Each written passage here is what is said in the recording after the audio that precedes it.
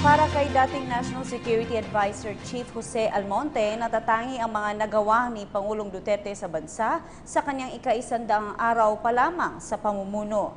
Ayon kay Almonte, kabilang sa mga tinututukan at ginagawa ng solusyon ng Pangulo ay ang matagal ng hidwaan sa Mindanao at ang magulong politika. Iginiit naman ni Almonte na dapat unawain ng publiko ang estratehiya ng Pangulo pagdating sa usapin ng relasyon sa pagitan ng Pilipinas at Amerika. Nagbabalik ang aming kasama, si Rocky Ignacio. Itinuring ni dating National Security Advisor Chief Jose Almonte na exceptional o bukod tangi ang mga nagawa ni Pangulong Rodrigo Duterte sa kanyang ika-100 araw sa pamunuan. Si Almonte ay dating top security official sa ilalim ni dating Pangulong Fidel Ramos. But you mentioned Exceptional sa three. sa three, Yeah, please make that clear.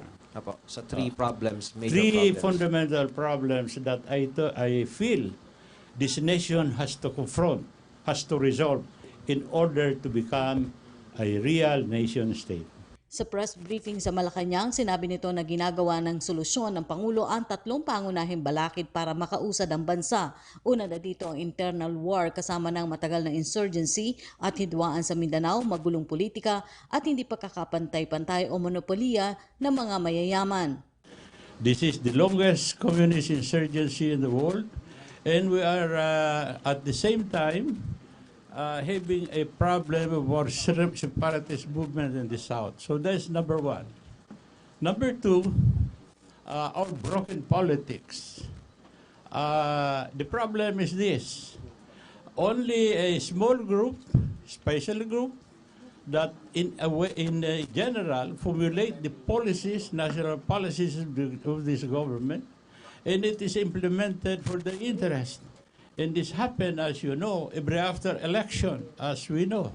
This center of political power where we are in this country is under the hands of this small group that funded the election.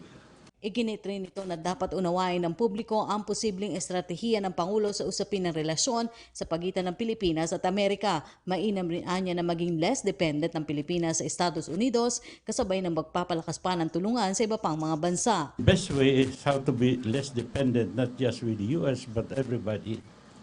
May I put it this way? I had a personal experience on this, which I will not give the details. But I know that President Obama's view is this. He believes that a strong Philippines, a successful Philippines, will be in the best interest of America. You know, we are part of the so-called first line of defense, and given our situation, we are perceived by the region and the world as the weakest in the chain. So it is in the interest of the allies that we become rich, we become prosperous, because we will be rather than a dependent partner, we will be not just independent, but a contributor to the partnership.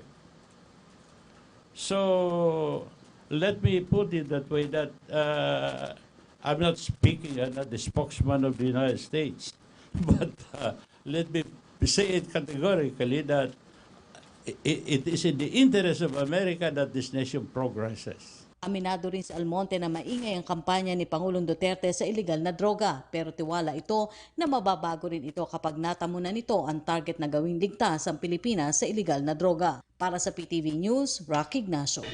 Hi, ako si Ria Fernandez. Mag-subscribe na sa PTV YouTube channel. I-click lang ang subscribe button.